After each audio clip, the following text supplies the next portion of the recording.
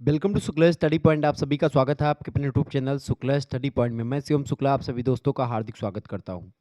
आज की वीडियो के माध्यम से हम चर्चा करेंगे प्राचीन इतिहास के सेकंड पेपर से बनने वाले बहुत ही महत्वपूर्ण ऑब्जेक्टिव टाइप के प्रश्नों के बारे में, जो कि आपकी परीक्षा की दृष्टि से बहुत महत्वपूर्ण है। अगर आप बीए के 6 सेमेस्टर में हैं और प्राचीन इतिहास आपका सब्जेक्ट है, पेपर 2 में आप सोच रहे हैं क्या पढ़ना है हमको, तो पेपर 2 में आपको पढ़ना है भारत में प्राचीन भारत में कला और वास्तुकला के बारे में जानना है आपको, ठीक है। यानी प्राचीन भारत में कला और वास्तुकला से बनने वाले इंपॉर्टेंट प्रश्नों को आपको समझना है।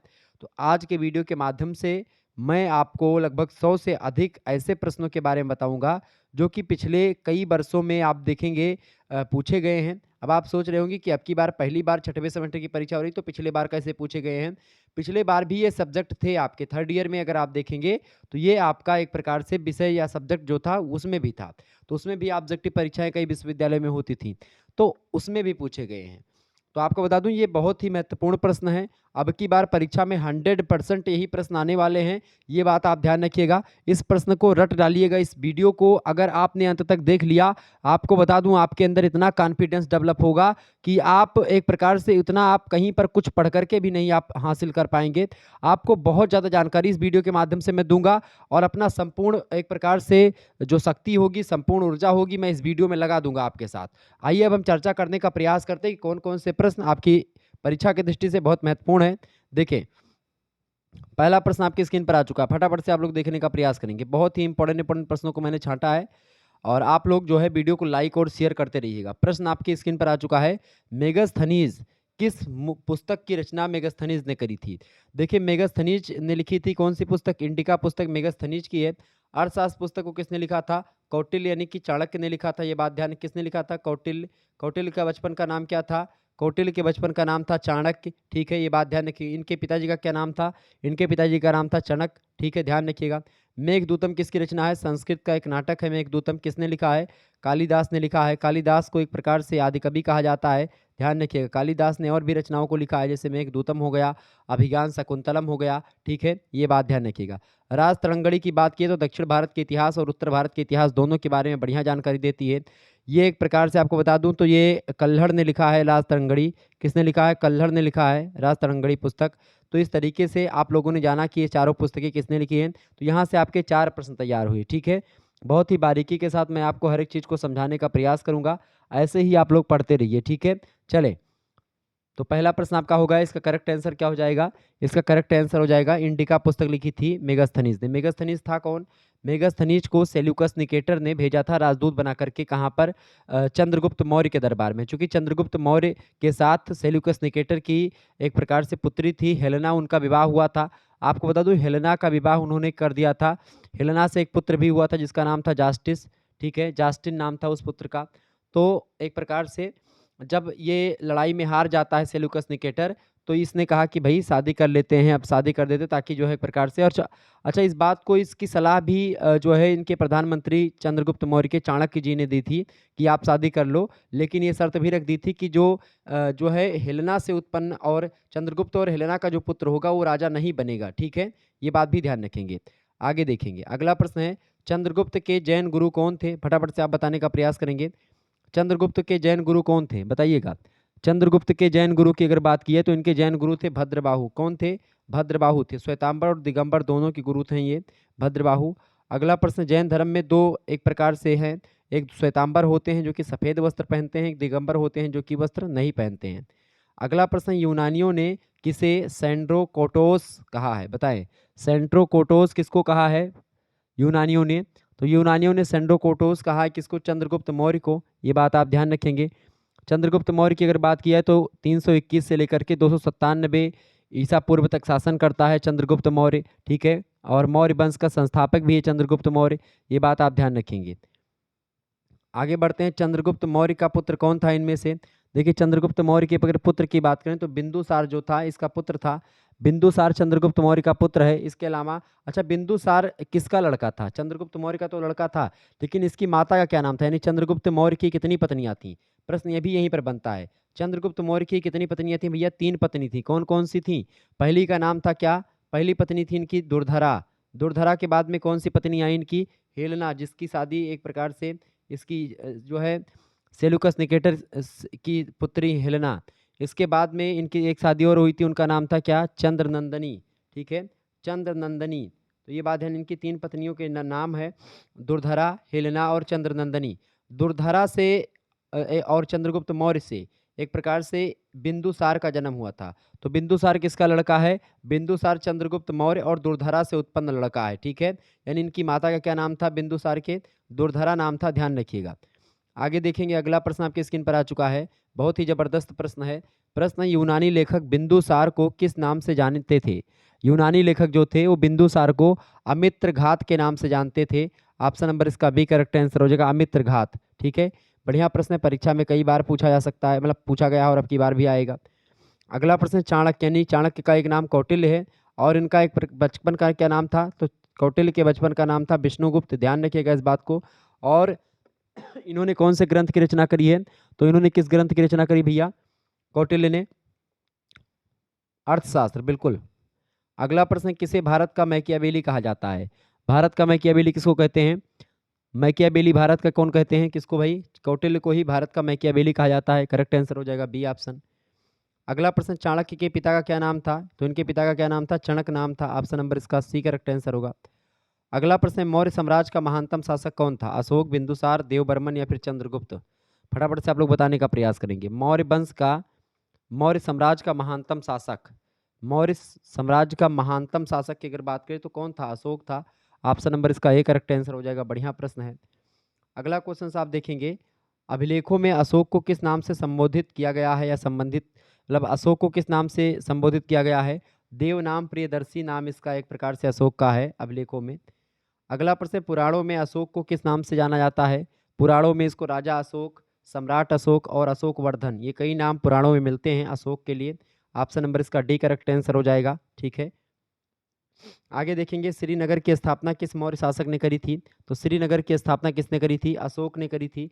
अब ऑप्शन में अशोक आपको दिख नहीं रहा है तो अशोक ऑप्शन कर लीजिएगा, चंद्रगुप्त मौर्य काट करके आप अशोक यहाँ पर लिख लीजिएगा। अशोक ने श्रीनगर की जो है स्थापना करी थी, ध्यान रखिएगा इस बात को। ठीक है, अशोक की अगर बात करें तो अशोक ने कई अभिलेख इसके अशोक के मिलते हैं, जैसे कि अशोक के 14 दीर्घ शिलालेख मिलते हैं। ठीक है, जैसे कि धौली अभिलेख हो गया, शाहबाज गढ़ी हो गया। शाहबाज गढ़ी पाकिस्तान के पेशावर में स्थित है। धौली इसका जो अभिलेख शिलालेख है ये उड़ीसा में स्थित है, भुवनेश्वर के भुवनेश्वर एक जिला है उड़ीसा का, उसके खोरधा जिले में स्थित है धौली। इसके अलावा मानसेहरा जो इसका शिलालेख है अशोक का, वो पाकिस्तान के हजारा जिले में है। कालसी अभिलेख इसका है, उत्तराखंड में स्थित है। जोगढ़ नाम का शिलालेख है, उड़ीसा के जौगढ़ जिले में स्थित है। सोपारा एक इसका अभिलेख है जो कि पालघर जिले में स्थित है, पालघर जिला महाराष्ट्र में पड़ता है।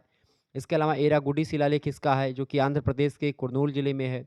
इसके अलावा गिरनार अभिलेख इसका है शिलालेख, वो कहाँ पर स्थित है? गिरनार काठियावाड़ के जूनागढ़ के पास स्थित है।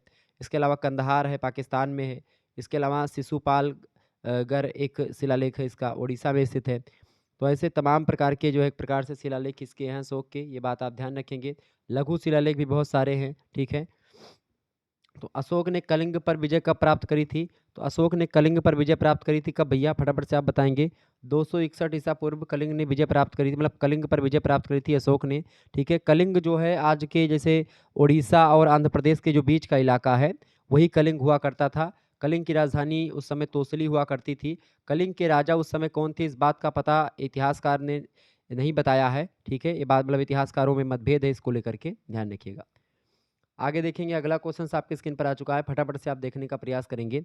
श्रवण बेलगोला में गोमतेश्वर की मूर्ति का निर्माण किसने करवाया था? बहुत ही जबरदस्त प्रश्न आपकी परीक्षा की दृष्टि से, बताएं। श्रवण बेलगोला, श्रवण बेलगोला की अगर बात करें, श्रवण बेलगोला में गोमतेश्वर की मूर्ति, गोमतेश्वर की मूर्ति का निर्माण किसने करवाया था? 10वीं शताब्दी ईस्वी में एक प्रकार से श्रवण बेलगोला में गोमतेश्वर की मूर्ति का निर्माण हुआ।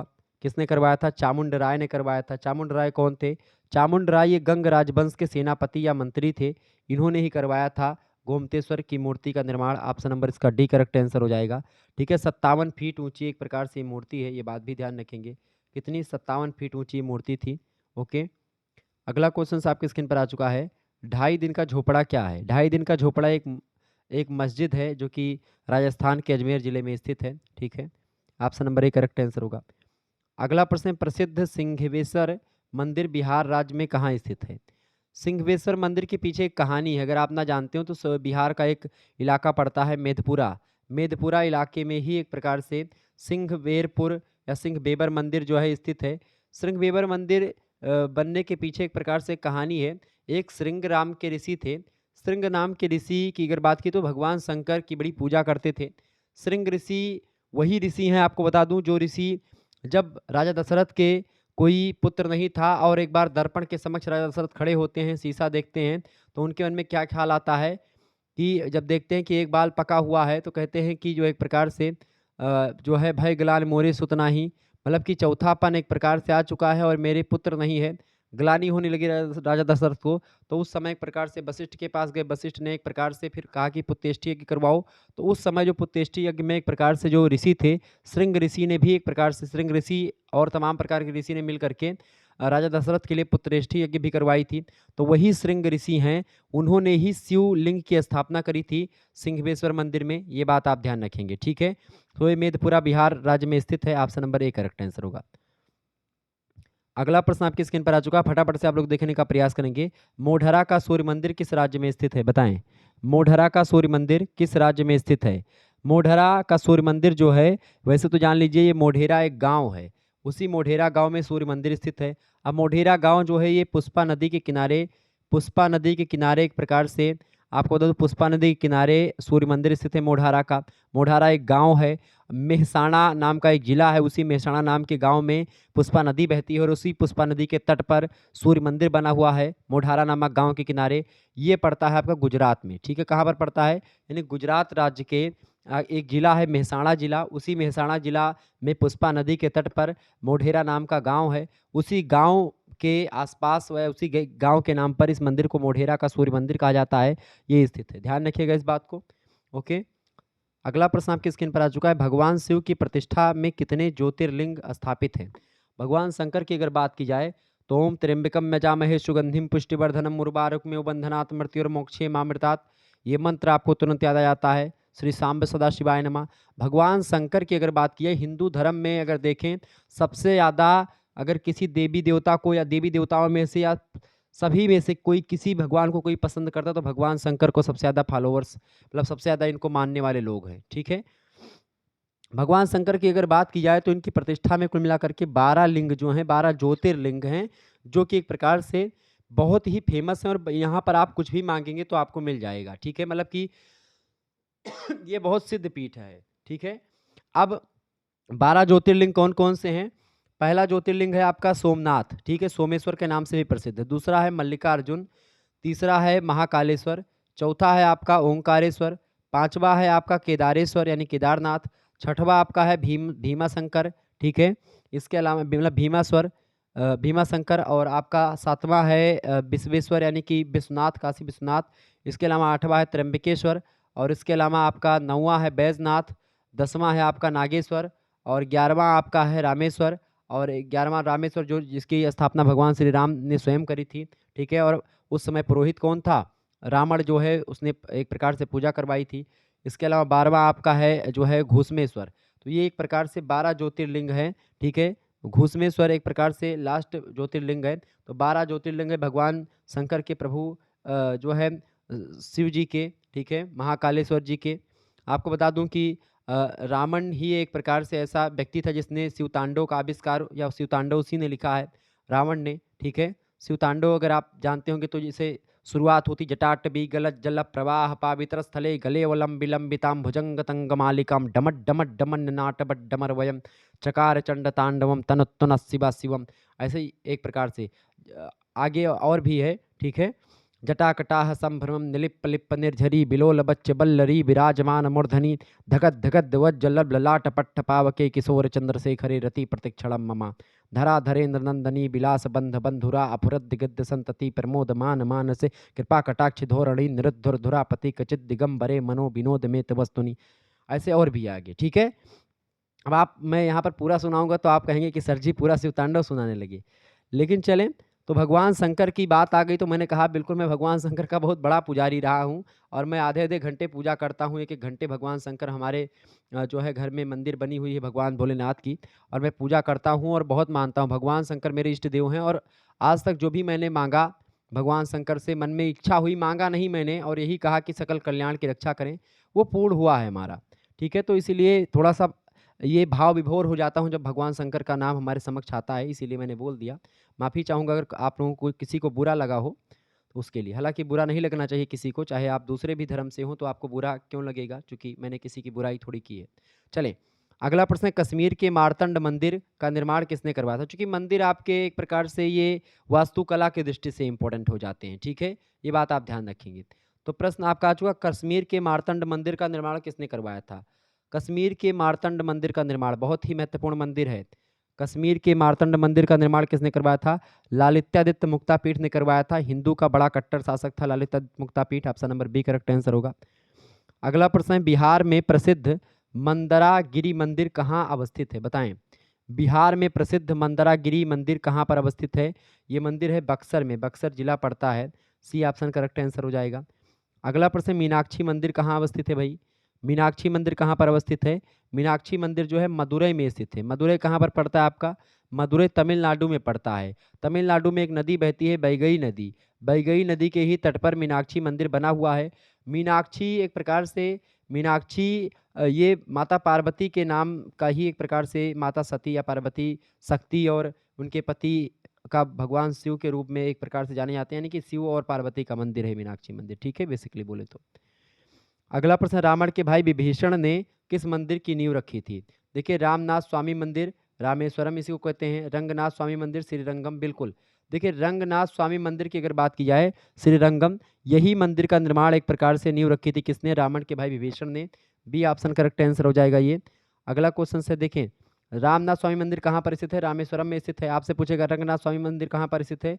श्रीरंगम में स्थित है। आपसे पूछेगा मीनाक्षी मंदिर कहाँ पर स्थित है? तो आप बताएंगे मदुरई में, तमिलनाडु में। आपसे पूछेगा एक जो है एक मतलब कि एक अंबरनाथ मंदिर कहाँ पर है? तो आप बताएंगे कोंची में स्थित है, ठीक है? ये बात आप ध्यान रखेंगे। तो इस तरीके से आप ध्यान रखिएगा, बहुत ही महत्वपूर्ण प्रश्न आपकी परीक्षा की दृष्टि से आ रहे हैं। अच्छा बताएं चारमुंडा माता मंदिर कहाँ पर स्थित है? चारमुंडा माता मंदिर कहाँ पर स्थित है? हिमाचल प्रदेश में स्थित है, ठीक है? ऐसे ही प्रश्न आपकी परीक्षा में पूछे जाते रहते हैं और आप जो है फंस जाते हैं उसमें, तो बिल्कुल फंसने की ज़रूरत नहीं है। इस वीडियो को अगर आप लोगों ने अंत तक देख लिया, वीडियो को 2 से 3 बार देख लीजिएगा मेरे भैया, आपको कहीं से कुछ पढ़ने की ज़रूरत नहीं पड़ेगी, आपको इतना चीज़ यहाँ से मिल जाएगी। अगला प्रश्न है आमेर के राजा मान सिंह द्वारा निर्मित प्रख्यात बिंदु माधव मंदिर कहाँ स्थित है? बताएं। प्रख्यात बिंदु माधव मंदिर जो है ये वाराणसी में स्थित है, बनारस काशी में। Option number A correct answer होगा। सोमनाथ मंदिर कहाँ पर मतलब सोमनाथ मंदिर किससे रिलेटेड है? सोमनाथ किससे है? महेश यानी भगवान शंकर से रिलेटेड है। Option number C correct answer हो जाएगा। सोमनाथ जो है ये ज्योतिर्लिंगों में से पहला ज्योतिर्लिंग है Somnath, Someshwar. Option number A correct answer होगा, सॉरी सी ऑप्शन महेश। अगला प्रश्न सारासर बालाजी मंदिर कहाँ पर स्थित है? सारासर बालाजी मंदिर जो है ये राजस्थान में स्थित है। कहाँ पर है भैया? राजस्थान में स्थित है। ऑप्शन नंबर इसका कौन सा करेक्ट आंसर हो जाएगा? ए ऑप्शन इसका करेक्ट आंसर होगा। आगे देखिए नटराज मंदिर कहाँ पर स्थित है? बहुत ही बढ़िया प्रश्न है। नटराज मंदिर जो है ये तमिलनाडु में स्थित है। नटराज मंदिर को ही एक दूसरे मंदिर के नाम से, नटराज मंदिर को और दूसरे नाम से किस नाम से जानते हैं? नटराज मंदिर को ही जानते हैं, एक दूसरा नाम है इसका। नटराज मंदिर को क्या बोलते हैं? थिल्लई नटराज मंदिर। क्या बोलते हैं? थिल्लई थिल्लई नटराज मंदिर, ठीक है ध्यान रखिएगा। थिल्लई नटराज मंदिर कहाँ पर स्थित है ये? तमिलनाडु में स्थित है, ध्यान रखिएगा, परीक्षा में प्रश्न बन सकता है। क्लियर?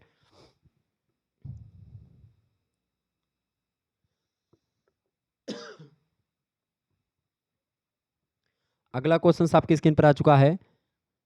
निम्नलिखित में से कौन स्पीति घाटी का सबसे बड़ा मठ, स्तूप और लामाओं का धार्मिक प्रशिक्षण केंद्र था? इस स्तूप क्या होता है? स्तूप का शाब्दिक मतलब होता है ढेर, ठीक है? मिट्टी व अन्य पहाड़ी ढेर या एकत्र किए गए समूह जो होता है मिट्टी का, वही स्तूप कहलाता है। स्तूप धातु से एक प्रकार से निकला है। एकत्रित करना, ढेर लगाना, लपेटना या टोपना, गाड़ना, ये स्तूप का मतलब होता है, ठीक है? ये बात आप ध्यान रखेंगे। भरहुत का स्तूप, सांची का स्तूप, ये सब फेमस, सारनाथ का स्तूप, ठीक है?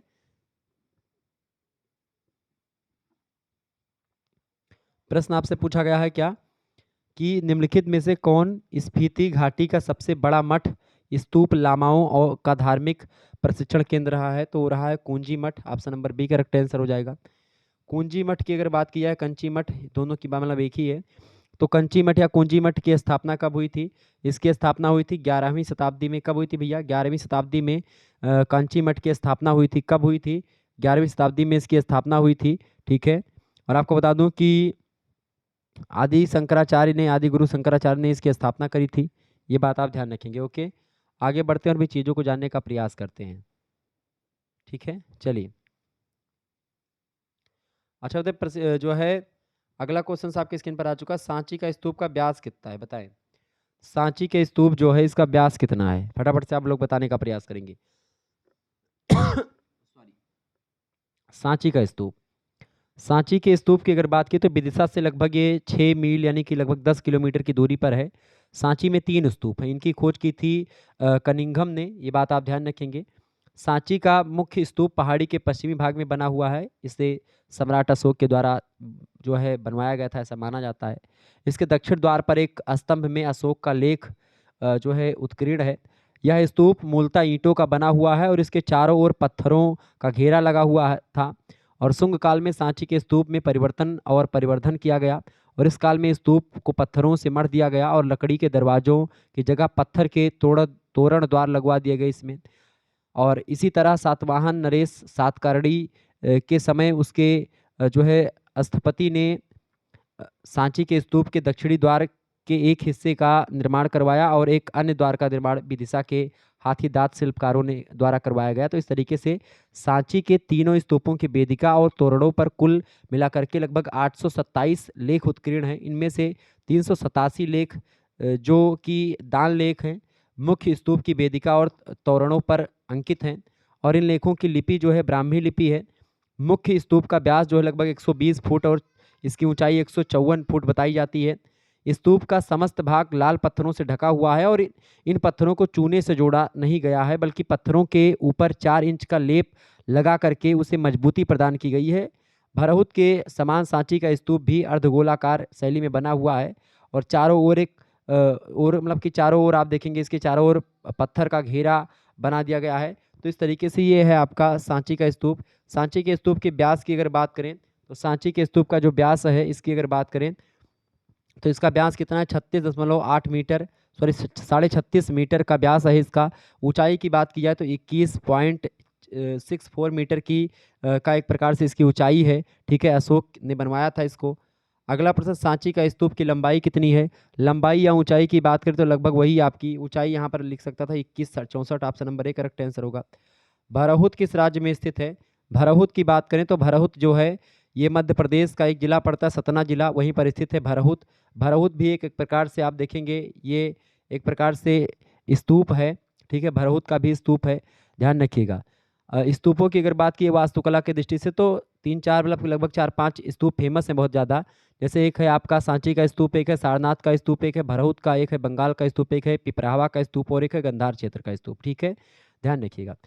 तो जो ये भरहुत का स्तूप है इसकी अगर बात की जाए तो भरहुत का स्तूप जो है मध्य प्रदेश के सतना से लगभग 9 मील यानी लगभग 15 मीटर मतलब 15 किलोमीटर की दूरी पर स्थित है भरहुत में, जहां अशोक ने इस स्तूप का निर्माण करवाया था। स्तूप ये भी ईंटों से बना हुआ था। इसके चारों ओर पत्थरों का घेरा था। चार दीवारी के अश्वघोष पर सुगंध रजे वाक्यांश उत्कीर्ण आपको मिलेगा। ठीक है, चारों दीवारी पर क्या लिखा है? सुगंध रजे। इससे ज्ञात होता है कि इस चार दीवारी को शुंग काल में बनवाया गया था। सुगंध रजे का मतलब शुंग काल में। ठीक है, इसका व्यास लगभग 64 फुट के आसपास है, सॉरी 68 फुट है।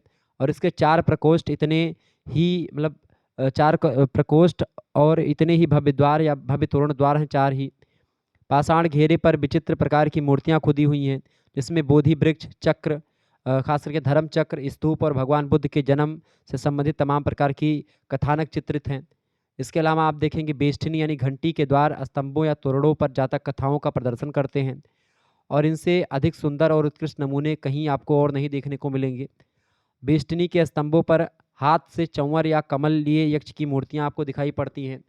और अधिकतर जो है आप देखेंगे मनुष्यों की पीठ पर खड़ी जो है यक्षी या परिचारिका की मूर्ति आपको मिलेगी यहाँ पर। स्तूप और पाषाण घेरे के बीच में एक प्रदक्षिणा का मार्ग भी आपको मिलेगा। प्रदक्षिणा जो पथ है ये लगभग 10 फुट और 4 इंच चौड़ा है, 10 फुट लंबा 4 इंच चौड़ा, और इस मतलब इस तक पहुँचने हेतु 6 सोपान बने हुए हैं। इस आलों की संख्या मतलब इसमें आप देखेंगे लगभग 125 है। तो इस तरीके से भरहुत का स्तूप है, ये भी बड़ा फेमस स्तूप है। अशोक ने निर्माण करवाया था, ये बात आप ध्यान रखेंगे। तो भरहुत के स्तूप की अगर बात किए तो मध्य प्रदेश के सतना जिले में स्थित है। ए ऑप्शन करेक्ट आंसर होगा इसका। अगला प्रश्न, भरहुत स्तूप का पता अलेक्जेंडर कनिंघम ने कब लगाया था? तो भरहुत स्तूप का पता जो है ये किसने लगाया था? अलेक्जेंडर कनिंघम ने लगाया था। कब लगाया था? 1873 में लगाया था। ए ऑप्शन करेक्ट आंसर होगा। इंपॉर्टेंट प्रश्न है। भरहुत स्तूप मध्य प्रदेश के किस जिले में स्थित है? सतना जिले में स्थित है। Option number C correct answer होगा।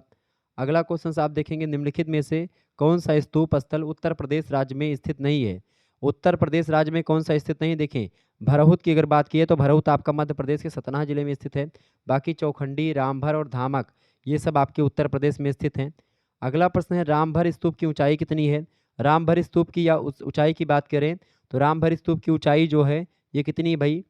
रामभर स्तूप की ऊंचाई की अगर बात की जाए तो इसकी ऊंचाई जो है लगभग 15 मीटर है। ठीक है, ये उत्तर प्रदेश के कुशीनगर जिले में है। ध्यान रखिए कहाँ पर है? कुशीनगर में है उत्तर प्रदेश के। क्लियर। आगे देखेंगे, चौखंडी स्तूप का निर्माण कब हुआ था? चौखंडी स्तूप का निर्माण जो हुआ था ये 5वीं शताब्दी में हुआ था। कब हुआ था? 5वीं शताब्दी में वाराणसी में हुआ था। वाराणसी से 13 किलोमीटर दूरी पर एक एरिया पड़ता है, उसका नाम है सारनाथ। ठीक है, सारनाथ की अगर बात करें तो सारनाथ में ही एक प्रकार से चौखंडी स्तूप आपको मिल जाएगा।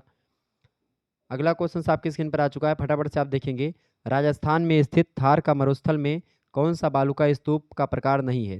देखिए, पैराबोलिक, तारा मतलब कि तारा और बरखान ये सब आपको बालुका स्तूप मिल जाएंगे राजस्थान में, जबकि घरोड़ जो है ये यूपी का है। ठीक है, यूपी में पड़ता है।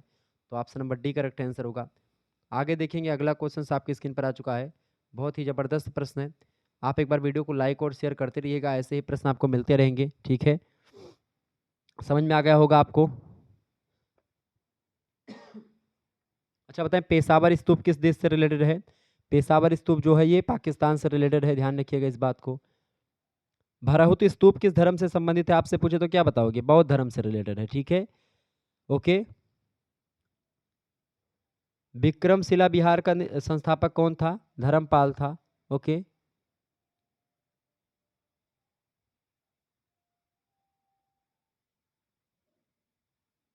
आपसे पूछे, भगवान बुद्ध ने अपना प्रथम उपदेश कहाँ पर दिया था? तो सारनाथ में दिया था। सारनाथ में स्तूप है जो कि उत्तर प्रदेश में स्थित है, वाराणसी में। ठीक है, ध्यान रखिएगा।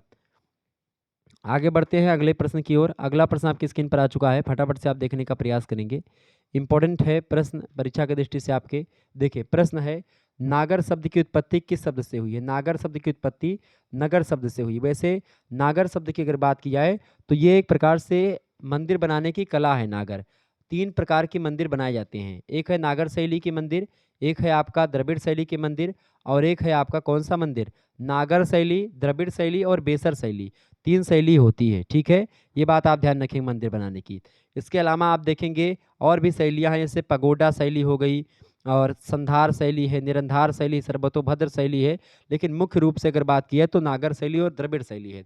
नागर और द्रविड़ शैली को मिला करके बनती है बेसर शैली, जिसमें नागर शैली और द्रविड़ शैली दोनों के जो एक प्रकार से दोनों गुण पाए जाते हैं। अब नागर शैली की अगर बात की जाए तो नागर शैली जो होती है इसका प्रचार आप देखेंगे हिमालय से लेकर के विंध्य पर्वत माला तक आप देख सकते हैं। वास्तुशास्त्र के अनुसार नागर शैली के मंदिरों की पहचान आधार से लेकर के सर्वोच्च अंश तक इसका चतुष्कोण होना है। विकसित नागर मंदिर में गर्भगृह, उसके समक्ष क्रमशः अंतराल, मंडप और अर्धमंडप प्राप्त होते हैं। एक ही अक्ष पर एक दूसरे से संलग्न इन भागों का निर्माण किया जाता है। द्रविड़ शैली दक्षिण भारत की शैली है। दक्षिण भारत में विकसित होने के कारण से इसको द्रविड़ शैली कहा गया। ठीक है, ये बात आप ध्यान रखेंगे। और बेसर शैली में दोनों की विशेषताएं पाई जाती हैं। पगोडा शैली जो होती है ये नेपाल और इंडोनेशिया का जो है जो टापू वगैरह पर बनते हैं, जैसे मंदिर वगैरह जो पगोडा टाइप के बनते हैं, ये नेपाल वगैरह के जो मंदिर हैं वो पगोडा शैली में बने मंदिर होते हैं। ठीक है, और अगर बात की जाए संधार शैली की तो संधार शैली में वर्गाकार गर्भगृह को घेरे हुए एक स्तंभों वाली वीथिका यानी गैलरी होती है, और इस वीथिका का उद्देश्य गर्भगृह की प्रदक्षिणा करना होता है। इस प्रकार संधार शैली में प्रदक्षिणा पथ हुआ करता है। ठीक है, निरंधार शैली युक्त होती है। निरंधार शैली की बात की जाए तो इसमें प्रदक्षिणा पथ नहीं होता है। सर्वतोभद्र शैली की अगर बात की जाए तो मंदिरों में 4 प्रवेश द्वार होते हैं सर्वतोभद्र में।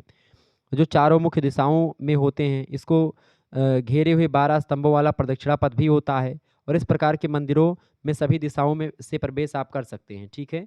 ये बात आप ध्यान रखेंगे। अच्छा, मंदिर में आप देखेंगे मंदिर से रिलेटेड कई सारे शब्द आपको मिलेंगे, जैसे कि शिखर होता है मंदिर में, गर्भगृह, एक कलश होता है, गोपुरम, रथ, मतलब कि उरुश्रृंश, मंडप, अर्धमंडप, जगती, स्तंभ, परिक्रमा या प्रदक्षिणा, सुकनास, तोरण, अंतराल, गवाक्ष, अमलक, अधिष्ठान, ये सब मंदिर से रिलेटेड कुछ शब्दावलियाँ हैं। ध्यान रखिएगा इस चीज़ को, ठीक है? आगे देखेंगे, अगला क्वेश्चन आपकी स्क्रीन पर आ चुका है। शिल्पकारों तथा शिल्प शास्त्र के अनुसार नागर मंदिरों के कितने अंग हैं? नागर मंदिरों के कितने अंग हैं भैया? फटाफट से आप लोग बताने का प्रयास करेंगे। नागर मंदिरों के अंग की अगर बात की जाए तो नागर मंदिर के कितने अंग हैं? फटाफट से आप लोग बताने का प्रयास करेंगे। नागर मंदिरों की अगर बात की जाए तो नागर मंदिरों के कितने अंग हैं? नागर मंदिरों के अंग की अगर बात की तो लगभग लगभग कितने अंग है भैया नागर मंदिरों के? बहुत बढ़िया तरीके से आप लोग आंसर दे रहे हैं। 8 अंग है नागर मंदिरों के। कौन कौन से? पहला है मूल आधार, यानी जो नींव होती है वो। दूसरा होता है आपका मसूरक। मसूरक जो नींव और दीवार के बीच का भाग होता है उसी को मसूरक कहते हैं। तीसरा होता है आपका जंघा, जंघा माने दीवारें। और चौथा होता है कपोत, ठीक है, यानी कर्निश जिसको बोलते हैं। पांचवा होता है आपका शिखर, ठीक है। छठा होता है ग्रीवा, ठीक है। ग्रीवा मतलब शिखर का जो ऊपरी भाग होता है उसको ग्रीवा कहते हैं। सातवां भाग होता है आपका जो है वर्तुलाकार। वर्तुलाकार जो होता है एक प्रकार से वर्तुलाकार आमलक, मतलब कलश के जो नीचे का भाग होता है, ठीक है, वो होता है, यानी कि शिखर के ऊपर या कलश के नीचे का जो भाग होता है वो। आठवां आपका होता है कलश, ठीक है, स्वयं। तो इस तरीके से 8 भाग होते हैं, 8 अंग होते हैं नागर मंदिरों के, ध्यान रखिएगा। नागर मंदिर के अंग हैं मूल आधार, जंघा, मसूरक, ये तीनों होते हैं। डी ऑप्शन उपरोक्त तो सभी। अगला क्वेश्चन आपकी स्क्रीन पर आ चुका है। नागर शैली से संबंधित मंदिर निम्न में से हैं? नागर शैली में आप देखेंगे केदरिया महादेव जो मंदिर है आपका, ठीक है, केदरिया महादेव मंदिर कहाँ पर है? खजुराहो में है केदरिया महादेव मंदिर, ठीक है, खजुराहो में पड़ता है। क्लियर, ये बात आप ध्यान रखेंगे। लिंगराज मंदिर आपका ये पड़ता है भुवनेश्वर में, ठीक है, भुवनेश्वर एक प्रकार से आपका, भुवनेश्वर की अगर बात की उड़ीसा में पड़ता है भुवनेश्वर, ठीक है। जगन्नाथपुरी की अगर बात की है तो ये जगन्नाथपुरी मंदिर ये पुरी में स्थित है, ठीक है। यानी ये सभी मंदिर आप देखेंगे तो ये नागर शैली में बने मंदिर हैं। आप देखेंगे जो अयोध्या का राम मंदिर है ये भी नागर शैली में ही बना हुआ मंदिर है। ध्यान रखिएगा इस बात को, ठीक है। तो ऐसे ही तमाम प्रकार के प्रश्न आपकी परीक्षा में पूछे जाते रहते हैं। ओके, अब ये बताएं।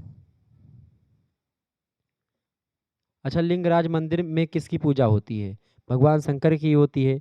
लिंगराज मंदिर किस शैली का सर्वोच्च उदाहरण है? कलिंग शैली का सर्वोच्च उदाहरण है। और कलिंग वास्तुकला में मंदिर कितने भाग में बटा हुआ होता था? 2 भागों में बंटता था, ये बात आप ध्यान रखेंगे। और एक शिखर और एक गर्भगृह, क्लियर, ये बात ध्यान रखेंगे। आगे देखेंगे, अगला प्रश्न आपकी स्क्रीन पर आ चुका है।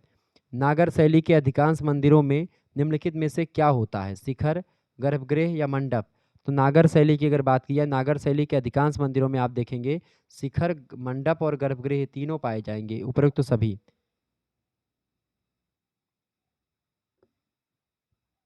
अगला प्रश्न है, मंदिर निर्माण के प्रमुख शैलियां हैं। नागर शैली, द्रविड़ शैली और बेसर शैली। नागर शैली उत्तर भारत की है, द्रविड़ शैली दक्षिण भारत की है। बेसर शैली नागर और द्रविड़ दोनों को मिला करके जो मंदिर बनते हैं वो आपकी बेसर शैली होती है, ठीक है। बेसर माने उससे होता है मिश्रित, mixture. D option correct answer हो जाएगा, उपरोक्त तो सभी। अगला प्रश्न है, मशहूर लिंगराज मंदिर किस शहर में स्थित है? लिंगराज मंदिर किस शहर में है भैया? लिंगराज मंदिर जो है भुवनेश्वर शहर में है। भुवनेश्वर शहर ये आपका पड़ता है उड़ीसा में, ठीक है। आपको बता दूं एक सोमवंश के राजा थे ययाति केसरी। ययाति केसरी सोमवंश के राजा हैं, उनके द्वारा ही लिंगराज मंदिर का निर्माण करवाया गया भुवनेश्वर उड़ीसा में। Option number B correct answer हो जाएगा, ध्यान रखिएगा। ओके, आगे देखिएगा, भगवान शंकर की पूजा होती है यहाँ पर। अगला प्रश्न है, अमृतसर स्थित या अमृतसर में स्थित जो स्वर्ण मंदिर है किसने बनवाया था? बहुत ही बढ़िया प्रश्न है, बताएं। अमृतसर का जो स्वर्ण मंदिर है किसने बनवाया था? तो इसकी नींव रखी थी किसने? रामदास जी ने। रामदास कौन है? रामदास जी जो हैं ये सिख धर्म के चौथे गुरु हैं, ठीक है। सिख धर्म के चौथे गुरु कौन है? सिख धर्म के चौथे गुरु हैं रामदास जी, ठीक है। इन्होंने अमृतसर में जो स्वर्ण मंदिर है इसकी नींव रखी थी। उसके बाद में गुरु अर्जुन देव जो है ये 5वें गुरु हैं सिख धर्म के। सिख धर्म के 5वें गुरु हैं अर्जुन देव। इन्हीं गुरु अर्जुन देव ने 1604 ईस्वी में इस मंदिर का निर्माण करवाया था। किसका? स्वर्ण मंदिर का, यानी कि अमृतसर में जो स्थित स्वर्ण मंदिर है इसका निर्माण अर्जुन देव ने करवाया था। गुरु अर्जुन देव 5वें गुरु हैं सिख धर्म के। 1604 ईस्वी में इन्होंने स्वर्ण मंदिर का निर्माण करवाया था। नेक्स्ट क्वेश्चन, नींव किसने डाली थी? रामदास ने। तो पूछा क्या क्या बनवाया गया था? क्या लगाएंगे? अर्जुन देव, ये ऑप्शन। अगला प्रश्न है, कांगड़ा चित्रकला शैली का संबंध किस राज्य से है? कांगड़ा चित्रकला शैली का संबंध किस राज्य से है? फटाफट से आप बताएंगे। तो कांगड़ा चित्रकला शैली का जो संबंध है वो किस राज्य से है? हिमाचल प्रदेश से है। ऑप्शन नंबर इसका करेक्ट आंसर क्या हो जाएगा? सी ऑप्शन करेक्ट आंसर हो जाएगा। ओके, अच्छा ये बताइए, कोणार्क का जो सूर्य मंदिर है किसने बनवाया था? गंग शासक थे नरसिंह वर्मन, उन्होंने बनवाया था। कोणार्क का सूर्य मंदिर जो था ये 1250 ईस्वी के आसपास बनवाया गया था। गंग शासक नरसिंह वर्मन ने बनवाया था। ये बात आप ध्यान रखेंगे। ओके, प्रश्न परीक्षा में आ सकता है। अगला क्वेश्चन आपकी स्क्रीन पर आ चुका है। गुजराती चित्रकला शैली में किस प्रकार के चित्रों की प्रधानता रहती है? गुजराती चित्रकला शैली में आप देखेंगे प्राकृतिक रचनाओं की आप देखेंगे, जैसे कि पशु पक्षियों के बारे में आपको बता दिया गया, प्रकृति जैसे झरना वगैरह, पर्वत, ठीक है, पक्षी, फसलें, ऐसे तमाम प्रकार की चीज़ें। ऑप्शन नंबर डी करेक्ट है, यानी प्राकृतिक रचनाओं का। अगला प्रश्न, राजस्थान में मूर्ति शिल्प का इतिहास आज से कितना वर्ष पुराना है? तो राजस्थान में मूर्ति शिल्प का इतिहास जो लगभग आज से 4500 वर्ष पुराना है। ये ऑप्शन करेक्ट आंसर हो जाएगा। अगला प्रश्न, केरल के राजा रवि वर्मा प्रसिद्ध थे। केरल के राजा रवि वर्मा की अगर बात की है तो केरल के राजा है रवि वर्मा। ये किसके लिए प्रसिद्ध हैं? ये प्रसिद्ध थे, एक चित्रकार थे, बड़े फेमस चित्रकार हैं। ऑप्शन नंबर बी, कलाकार और चित्रकार, बी ऑप्शन करेक्ट आंसर होगा। अगला प्रश्न, नंदलाल बोस ने किस क्षेत्र में ख्याति अर्जित की थी? नंदलाल बोस जी की अगर बात की तो चित्रकला में एक प्रकार से इनकी गहरी रुचि थी और ख्याति भी प्राप्त करी उसमें। ठीक है, ये बात आप ध्यान रखेंगे। अच्छा, एक प्रश्न और आपसे बन सकता है, प्रसिद्ध कामात्या मंदिर जो है कामात्या मंदिर कहाँ पर है? असम में है। ये बात आप ध्यान रखेंगे। ओके, तो ये सब प्रश्न परीक्षा की दृष्टि से आपके इंपॉर्टेंट हैं। अच्छा बताएं, प्रयाग प्रशस्ति किसने लिखी थी? हरिसेन ने लिखी थी प्रयाग प्रशस्ति। इंपॉर्टेंट प्रश्न है, परीक्षा में प्रश्न आ सकता है ये। ओके, आपसे पूछेगा प्रयाग प्रशस्ति किस भाषा में लिखी गई? तो संस्कृत भाषा में लिखी गई है। ओके, चलिए आगे बढ़ते हैं और भी चीज़ों को जानने का प्रयास करते हैं। एक बार वीडियो को शेयर और लाइक जरूर करते रहिएगा। अगला क्वेश्चन आपकी स्क्रीन पर आ चुका है।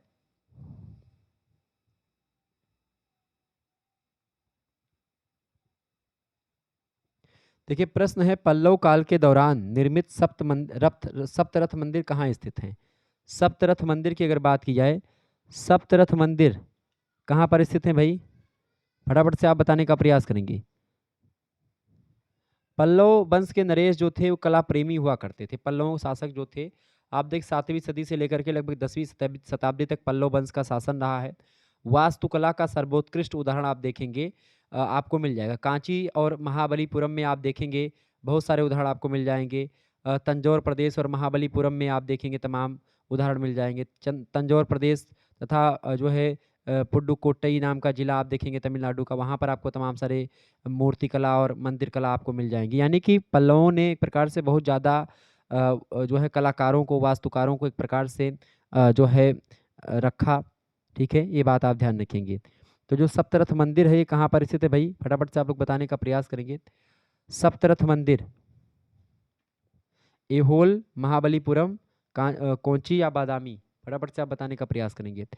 तो पल्लव काल के दौरान निर्मित सप्तरथ मंदिर कहाँ स्थित हैं? तो महाबलीपुरम में स्थित हैं। महाबलीपुरम की अगर बात की है तो कहाँ पर पड़ता है ये महाबलीपुरम? तमिलनाडु में पड़ता है महाबलीपुरम। कहाँ पर पड़ता है भैया? तमिलनाडु में पड़ता है महाबलीपुरम। ठीक है, ध्यान रखिएगा इस बात को। महाबलीपुरम कहाँ पर है? तमिलनाडु में है। ओके, क्लियर हो रहा है सारी बातें ना? बिल्कुल।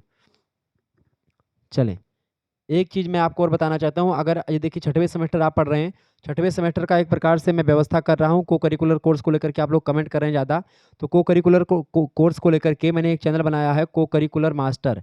को करिकुलर मास्टर एक यूट्यूब चैनल मैंने बनाया है अभी 2-3 दिन पहले। आप इस चैनल को सब्सक्राइब कर लीजिएगा, को करिकुलर जो है मास्टर यूट्यूब चैनल को। ठीक है, आप इस चैनल को सब्सक्राइब कर लीजिएगा। ये चैनल बहुत ही इंपॉर्टेंट है। आप लोगों की परीक्षा के लिए, ठीक है। यहाँ पर आपको को करिकुलर जो कोर्सेस है, यानी कि आपका जो छठवें सेमेस्टर में को करिकुलर है उसकी तैयारी करवाई जाएगी विस्तार से।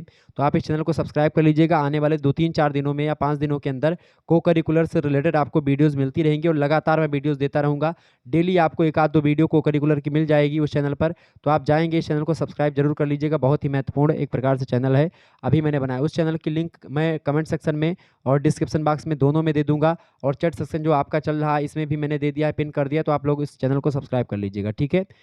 चलें, अगला प्रश्न आपकी स्क्रीन पर आ चुका है। निम्नलिखित में से कौन सा पल्लव शासक गुप्त सम्राट समुद्रगुप्त का समकालीन था? बताएं। बढ़िया प्रश्न है परीक्षा की दृष्टि से। निम्नलिखित में से कौन सा पल्लव शासक गुप्त सम्राट समुद्रगुप्त का समकालीन था? तो विष्णुगुप्ता जो है ये एक प्रकार से समुद्रगुप्त का समकालीन था, ये बात ध्यान रखेंगे। समुद्रगुप्त का समकालीन था पल्लव शासक विष्णुगुप्ता। विष्णुगुप्ता को समुद्रगुप्त ने हराया भी था एक बार, ठीक है। तो ए ऑप्शन करेक्ट आंसर हो जाएगा इसका। अगला क्वेश्चन आपकी स्क्रीन पर आ चुका है। पल्लव राजा महेंद्र वर्मन प्रथम किसके द्वारा पराजित किया गया था? पल्लव शासक थे महेंद्र वर्मन प्रथम, इनको किसने हराया था? महेंद्र वर्मन प्रथम को हराया था पुलकेशिन द्वितीय ने। पुलकेशिन द्वितीय कौन था? पुलकेशिन द्वितीय चालुक्य वंश के शासक हैं। चालुक्य वंश का एक प्रकार से महानतम शासक है, या सबसे एक प्रकार से प्रतापी शासक था चालुक्य वंश का पुलकेशिन द्वितीय। पुलकेशिन द्वितीय ने महेंद्र वर्मन प्रथम, यानी जो पल्लव वंश के सबसे इंपॉर्टेंट शासक हैं, महेंद्र वर्मन प्रथम सबसे महत्वपूर्ण शासक था पल्लव वंश का, महेंद्र वर्मन प्रथम, इसको हराया था। महेंद्र वर्मन प्रथम को किसने? पुलकेशिन द्वितीय ने। कब हराया था? तो इसने 618 से 19 ईस्वी में युद्ध हुआ था। कांची में युद्ध हुआ था, पुलपुर में, ठीक है। तो पुलपुर स्थान है कांची में, कोची में, तो वहीं पर एक प्रकार से 618 ईस्वी या 19 ईस्वी में युद्ध लड़ा गया था पल्लव राजा महेंद्र वर्मन प्रथम और पुलकेशिन द्वितीय, जो कि चालुक्य नरेश है, इन दोनों के बीच में, जिसमें चालुक्य जो मतलब कि चालुक्य नरेश पुलकेशिन द्वितीय है ये विजयी रहा था और ये हार गया था, ठीक है, महेंद्र वर्मन प्रथम। अगला प्रश्न है, महेंद्र वर्मन प्रथम किस राजवंश से संबंधित था जिसे पुलकेशिन द्वितीय ने हराया था? तो महेंद्र वर्मन प्रथम जो था ये पल्लव वंश का शासक था, पल्लव वंश का महानतम शासक था, ठीक है। ये बात आप ध्यान रखेंगे। और कब से कब तक शासन किया था? 630 से लेकर के, मतलब 600 ईस्वी से लेकर के 630 ईस्वी तक शासन किया था इसने, ठीक है। ये बात आप ध्यान रखिएगा। महेंद्र वर्मन प्रथम ने 571 में इसका जन्म हुआ था, मृत्यु 630 में हो जाती है, ये बात आप ध्यान रखेंगे, ठीक है। आगे बढ़िएगा, अगला क्वेश्चन है, महेंद्र वर्मन प्रथम किस राजवंश से संबंधित है जिसे पुलकेशिन द्वितीय ने हराया था? तो पल्लव वंश। अगला क्वेश्चन आपके स्क्रीन पर आ चुका है, दक्षिण भारत में वास्तुकला की द्रविड़ शैली की शुरुआत किसके साथ हुई थी? बताएं। दक्षिण भारत में वास्तुकला की द्रविड़ शैली की शुरुआत जो हुई थी ये पल्लवों के साथ हुई थी। ऑप्शन नंबर इसका ए करेक्ट आंसर हो जाएगा, जिसमें किसके साथ हुई थी? उस पल्लव शासक थे महेंद्र वर्मन प्रथम, उन्हीं से, ठीक है, ध्यान रखिएगा इस बात को।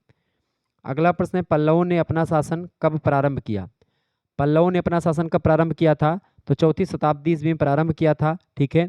और आप देखेंगे जो है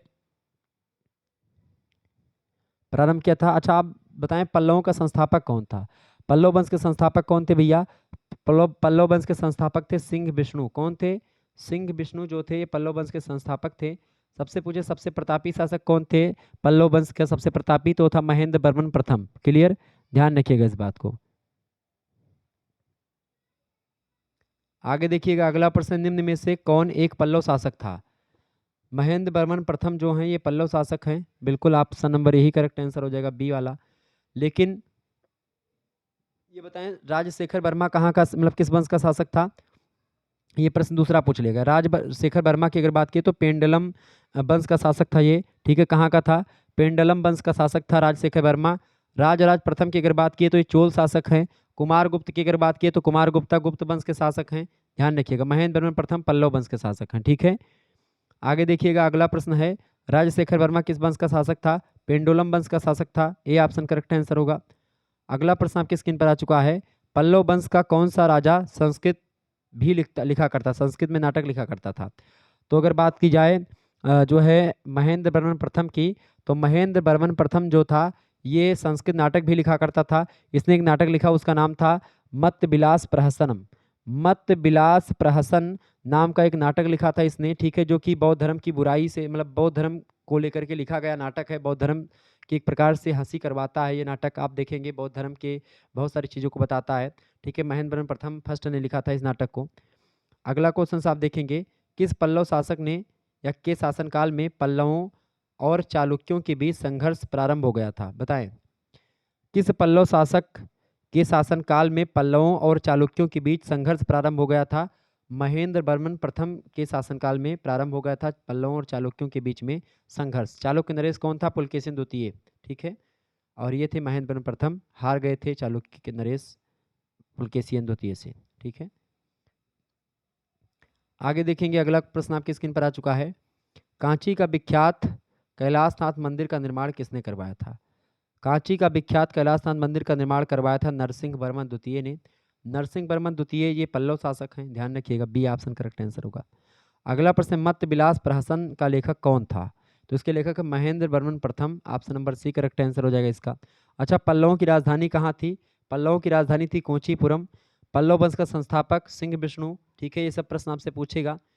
अच्छा, ये बताएं, चीनी यात्री हुएन सांग किस पल्लव शासक के शासनकाल में कांचीपुरम का दौरा किया था? तो नरसिंह वर्मन प्रथम के समय में आया था। ओके, ये बात ध्यान रखिएगा। धर्मराज रथ स्मारक कहाँ पर स्थित है? महाबलीपुरम में स्थित है। ये सब आप ध्यान रखिएगा, परीक्षा की दृष्टि से महत्वपूर्ण है। बाकी और भी मॉडल पेपर मैं दूंगा, हालांकि ये बहुत ही ज़्यादा महत्वपूर्ण प्रश्न मैं आपको आज बता रहा हूँ। और अच्छा, ये बताएं, पल्लव वंश का अंतिम राजा कौन था? अपराजित उसका नाम था, ठीक है। ओके, ध्यान रखिएगा।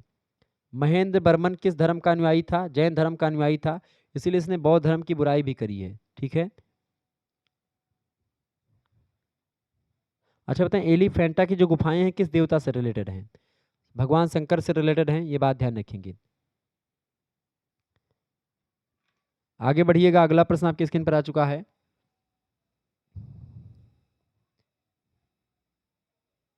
चले, प्रश्न है, किन शासकों ने या किन शासकों के राज्यकाल में अजंता और एलोरा की गुफाएं या गुफा चित्रकला विकसित हुई?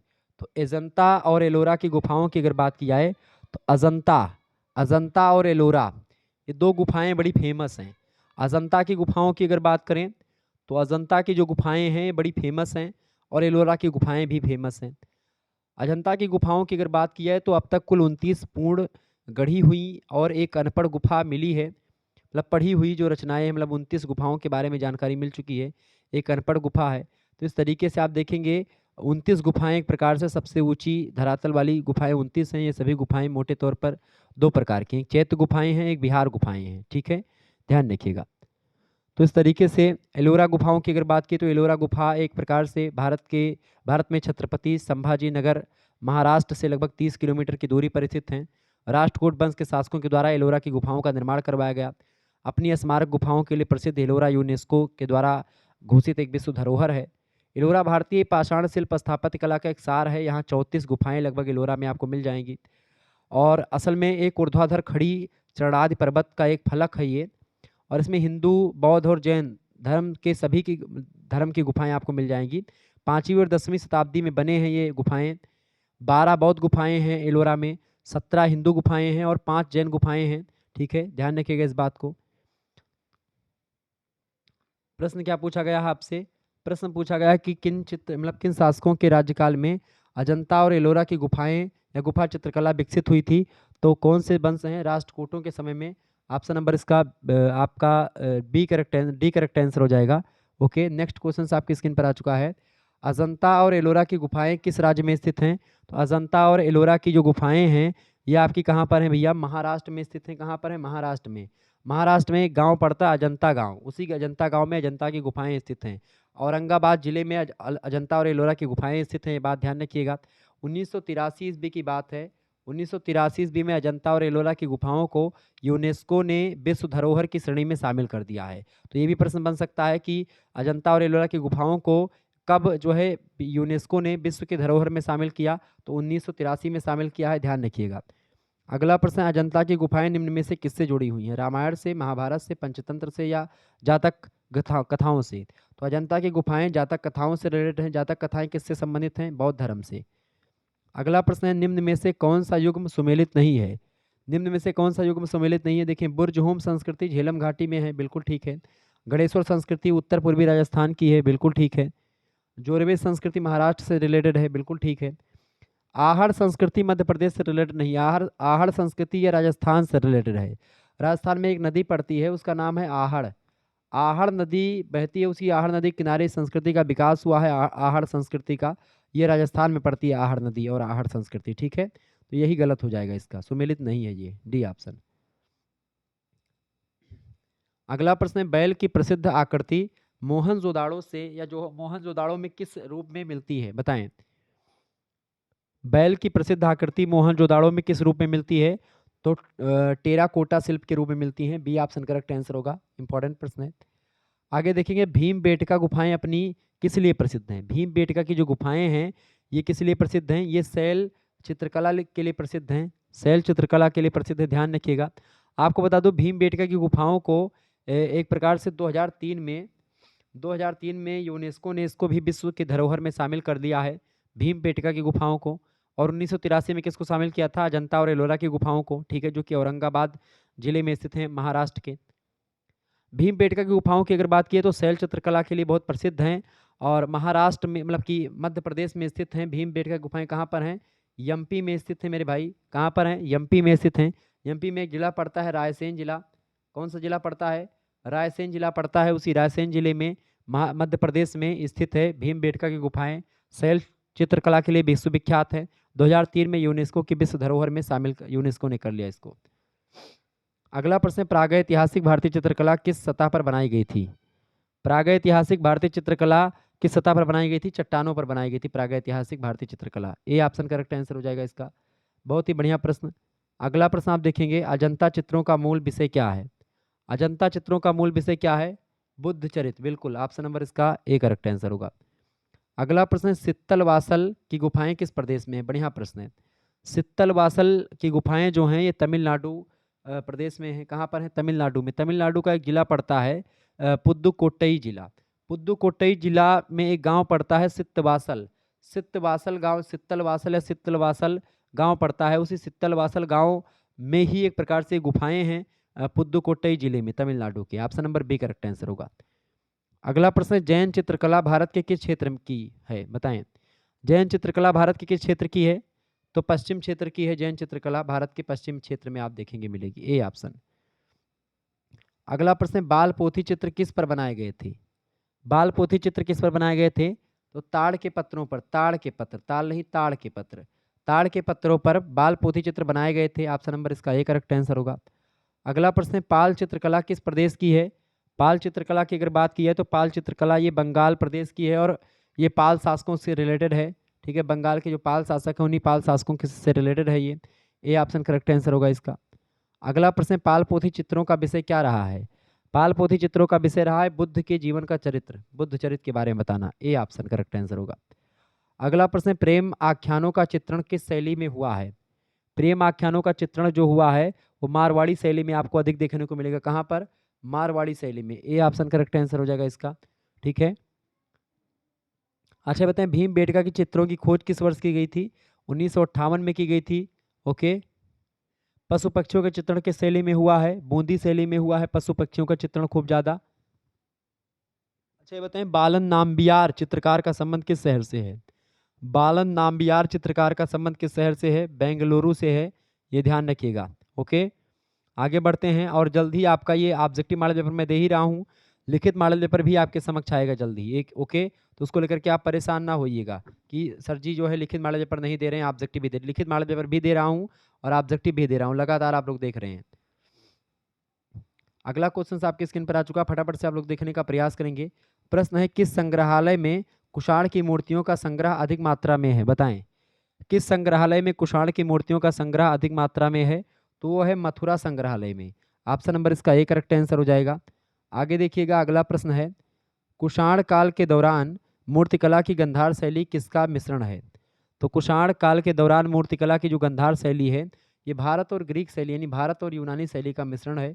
इसका बी ऑप्शन करेक्ट आंसर होगा। बढ़िया प्रश्न परीक्षा में आ सकता है। अगला प्रश्न, किस वंश में कौटिल्य का वर्णन मिलता है? बताएं, किस वंश में कौटिल्य का वर्णन मिलता है भैया? तो मौर्य वंश में कौटिल्य का वर्णन मिलता है। किस वंश में? मौर्य वंश में। मौर्य वंश के एक प्रकार से संस्थापक हैं चंद्रगुप्त मौर्य, उन्हीं के एक प्रकार से प्रधानमंत्री हैं कौटिल्य जी, चाणक्य जी। और चाणक्य ने ही एक प्रकार से एक छोटे से बच्चे को उठा करके एक प्रकार से मौर्य वंश का शासन मतलब कि नंद वंश को खत्म करवा दिया। घनानंद को एक प्रकार से मारने में सबसे ज़्यादा भूमिका थी कौटिल्य की, चाणक्य जी की। अगला प्रश्न है, गुप्त राजवंश किस तरह मतलब किस लिए प्रसिद्ध है? गुप्त राजवंश किस लिए प्रसिद्ध थे? तो साम्राज्यवाद के लिए प्रसिद्ध थे। Option number C correct answer होगा। अगला प्रश्न आप देखेंगे, निम्न में से किस कुषाण राजा ने संपूर्ण विश्व के स्वामी की उपाधि धारण करी थी? संपूर्ण विश्व के स्वामी की उपाधि धारण करी थी किसने? बिम कडफिसस ने, यानी कडफिसस सेकंड। कडफिसस फर्स्ट का पुत्र है कडफिसस सेकंड। अब इस कडफिसस फर्स्ट का क्या नाम है? कडफिसस फर्स्ट का नाम है कुजुल कडफिसस। क्या नाम है? कुजुल कडफिसस। ये कुषाण वंश के शासक हैं कुजुल कडफिसस, जिसने स्थापना करी थी कुषाण वंश की। और इसी का पुत्र था बिम कडफिसस, जिसको कडफिसस सेकंड कहते हैं। बिम कडफिसस की अगर बात की है तो इसी ने संपूर्ण विश्व के स्वामी की उपाधि धारण करी थी। किसने? बिम कडफिसस ने। बी ऑप्शन इसका करेक्ट आंसर हो जाएगा। अगला प्रश्न आपकी स्क्रीन पर आ चुका है, सिंधु घाटी सभ्यता के दौरान निम्न में से कौन सी धातु नहीं थी? देखिए लोहा नहीं थी, बाकी तांबा सोना चांदी सब थी उस समय सिंधु घाटी सभ्यता में, लेकिन लोहे का उल्लेख नहीं मिलता है। तो ऑप्शन नंबर इसका ए करेक्ट आंसर हो जाएगा, लोहा। ठीक है, आगे देखेंगे। अगला प्रश्न है, नाचती हुई लड़की की मूर्ति यानी कांस्य मूर्ति निम्न में से किस सभ्यता में पाई जाती है? तो ये सिंधु घाटी सभ्यता में पाई जाती है। सी ऑप्शन इसका करेक्ट आंसर होगा।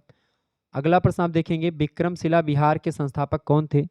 विक्रमशिला बिहार की अगर बात करें तो विक्रमशिला बिहार के संस्थापक हैं धर्मपाल। पाल वंश के राजा हैं जो है, उन्होंने ही स्थापना करवाई थी। आपको बता दूं कि 8वीं शताब्दी में विक्रमशिला बिहार की स्थापना करवाई गई धर्मपाल के द्वारा। और इसके प्रथम कुलपति जो थे, यानी कि डायरेक्टर थे, जो पहले सबसे पहले डायरेक्टर जो थे इस बिहार के विक्रमशिला बिहार के, उनका नाम था ज्ञान आतिश। उनका क्या नाम था? ज्ञान आतिश नाम था, ध्यान रखिएगा। अगला प्रश्न, सिंधु घाटी के निवासियों की सभ्यता को जानने का मूल स्रोत है।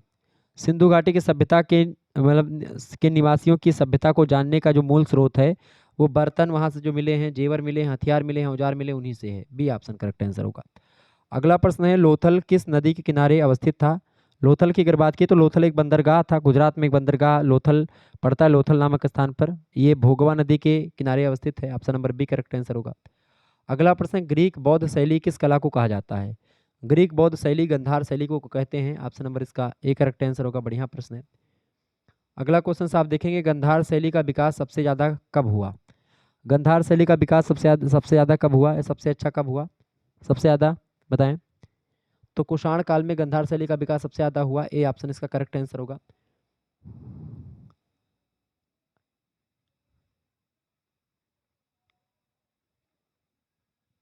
आगे देखेंगे, वीडियो को लाइक और शेयर कर दीजिएगा, बहुत ही इंपॉर्टेंट प्रश्न है आपकी परीक्षा की दृष्टि से।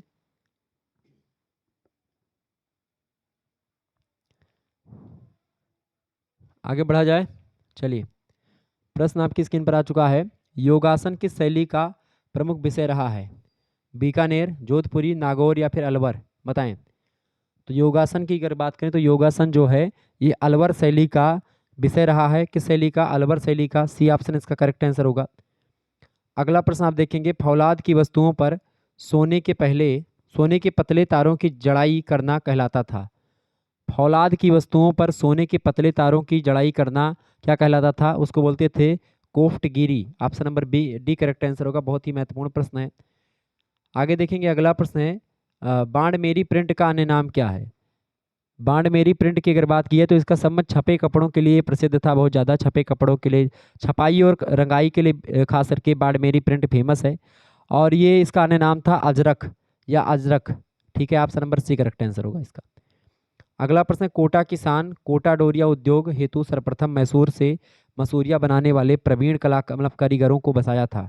कोटा शासक महाराव शत्रुसाल ने, बिल्कुल इन्हीं ने बसाया था। ए ऑप्शन करेक्ट आंसर हो जाएगा इसका। अगला क्वेश्चन आप देखेंगे, कानी सौल हस्तकला किस्म भारत के निम्नलिखित में से किस राज्य की है? बताएं। कानी शैल हस्तकला किस्म भारत के एक प्रकार से जम्मू और कश्मीर राज्य से रिलेटेड है। ऑप्शन नंबर इसका ए करेक्ट आंसर हो जाएगा। बढ़िया प्रश्न परीक्षा की दृष्टि से, ध्यान रखिएगा। वीडियो को लाइक और चैनल को सब्सक्राइब जरूर करते रहिएगा। ऐसे ही प्रश्न आपकी परीक्षा में आएंगे। एंशियंट हिस्ट्री का पेपर 2 से बनने वाले इंपॉर्टेंट प्रश्नों को आप देख रहे हैं। लगभग 100 से अधिक ऑब्जेक्टिव टाइप के प्रश्नों को लगातार मैं चर्चा कर रहा हूं हर एक सब्जेक्ट का। शुक्ला स्टडी पॉइंट एक ऐसा चैनल है जो कि हर एक सब्जेक्ट की तैयारी आपको करवाता है। एक बात और बता दूं, अगर आपको को करिकुलर कोर्स से रिलेटेड आपको जानकारी ग्रहण करनी है, आप बीए में, बीएससी में, बीकॉम में हैं, किसी भी यूनिवर्सिटी में पढ़ रहे हैं तो आप इस चैनल को सब्सक्राइब कर लीजिएगा। को करिकुलर मास्टर, ये मेरा ही चैनल है, मैंने अभी बनाया 2-3 दिन पहले। इस पर केवल को करिकुलर से रिलेटेड आपको वीडियो मिलेगी और इन्फॉर्मेटिव वीडियो आपको मिलती रहेगी। को करिकुलर जो ये एक प्रकार से ये चैनल को करिकुलर मास्टर यूट्यूब चैनल है हमारा। को करिकुलर मास्टर यूट्यूब चैनल को आप सब्सक्राइब कर लीजिएगा। इस चैनल के माध्यम से आपको विधिवत तैयारी होने वाली है, ठीक है, ध्यान रखिएगा इस बात को। देखिए, हस्तकला चिकनकारी का मुख्य रूप कहाँ से एक प्रकार से संबंधित है, बताएं। हस्तकला चिकनकारी जो है एक प्रकार से कढ़ाई है, ये चिकनकारी, ये लखनऊ की कढ़ाई बड़ी फेमस है। Option number C correct answer हो जाएगा। अगला प्रश्न है, सांझी के रूप में किस देवी की पूजा की जाती है? सांझी के रूप में किस देवी की पूजा की जाती है? तो सांझी के रूप में, देखें, सांझी के रूप में गौरी माता और दुर्गा जी दोनों को मिला करके पूजा करी जाती है, यानी कि दोनों का मिश्रित रूप। बोले तो पार्वती आप लगा सकते हैं, ठीक है, पार्वती जी का रूप। हालांकि पार्वती दुर्गा और गौरी का रूप एक प्रकार से मिला जुला रूप, ठीक है, तो इसमें पार्वती ऑप्शन में आपको बुक वगैरह मिलता है तो पार्वती भी लगा सकते हैं। हालांकि गौरी माता और दुर्गा माता दोनों का एक प्रकार से मिश्रित रूप की पूजा सांझी के रूप में करी जाती है, ठीक है। अगला प्रश्न, निम्न में से जयपुर का परंपरागत हस्त उद्योग कौन सा है? तो इसमें आप पार्वती उसमें लगा दीजिएगा, सांझी वाले में पार्वती लगा दीजिएगा, गौरी माता पार्वती, ठीक है। आगे देखेंगे, निम्न में से जयपुर का परंपरागत हस्त उद्योग कौन सा है? चित्रकला, ब्लू पाटरी, ऊनी खान मतलब ऊनी खाड़ी, या फिर थेवा कला। तो ब्लू पाटरी जो है ये हस्त उद्योग है, ये परंपरागत हस्त उद्योग है जयपुर का, राजस्थान में। Option number B correct answer होगा इसका। बहुत ही बढ़िया प्रश्न है। अगला प्रश्न, नमदा के लिए कौन सा स्थान प्रसिद्ध है? नमदा, नमदा के लिए टोंक नाम का स्थान जो है प्रसिद्ध है बहुत ज़्यादा। बी ऑप्शन करेक्ट आंसर हो जाएगा। बहुत ही इंपॉर्टेंट प्रश्नों को आप लोगों ने समझा, और ये प्रश्न आपके ऐसे थे जो कि लगभग 100 से अधिक प्रश्न आप लोगों ने बहुत ही विस्तार से जाना, समझा। और मैंने कोई भी प्रश्न आपका, जैसे एक प्रश्न से लगभग 2-3-4 प्रश्न जो बन रहे थे, मैंने सब कुछ आपको बताया, इसीलिए समय थोड़ा सा ज़्यादा लग गया, ठीक है। और आप लोग बहुत ही बारीकी के साथ आपने अध्ययन किया। तो ऐसे ही और भी प्रश्नों को या और भी मॉडल पेपर को देखने के लिए शुक्ला स्टडी पॉइंट चैनल को आप सब्सक्राइब कर लीजिएगा। आपको ऐसे ही बहुत सारे इन्फॉर्मेटिव वीडियो आपको मिलते रहेंगे, ठीक है। धन्यवाद, मिलते हैं फिर नेक्स्ट वीडियो में, तब तक के लिए जय हिंद, जय भारत। आपको बता दूं कि ये आप किसी विश्वविद्यालय से संबंधित यूनिवर्सिटी, किसी भी यूनिवर्सिटी से रिलेटेड किसी भी कॉलेज में पढ़ रहे हैं, ऑब्जेक्टिव परीक्षा आपकी हो रही है, मेजर में माइनर में, दोनों के लिए बहुत ही महत्वपूर्ण है, ये बात आप ध्यान रखेंगे। धन्यवाद, मिलते हैं नेक्स्ट वीडियो में। बहुत बहुत धन्यवाद। Okay, good night all of you, आप सभी का गुड नाइट, बहुत बहुत धन्यवाद। वीडियो को लाइक, चैनल को सब्सक्राइब करना मत भूलिएगा। 10 लोगों से चैनल को सब्सक्राइब भी करवाइए। धन्यवाद।